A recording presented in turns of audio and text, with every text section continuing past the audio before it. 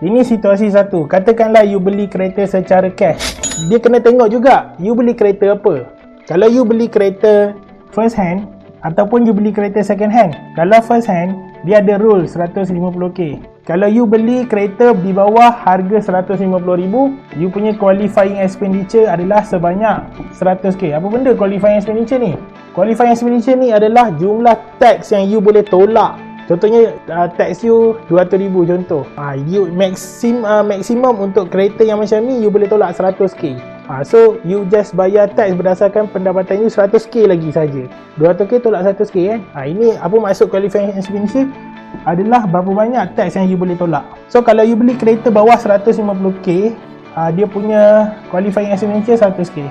Kalau you beli kereta atas 150k, you boleh tolak tax sebanyak 50,000 sahaja. Tapi dia bergantung pada harga kereta.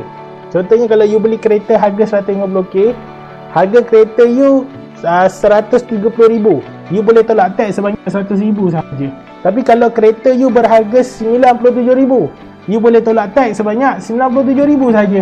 Dia bergantung pada harga kereta. Kalau kereta tu di atas fasa 100,000 hingga 150,000, jumlah tax maksimum yang you boleh tolak adalah sebanyak 100,000. So ini adalah ceritanya kalau you beli new car.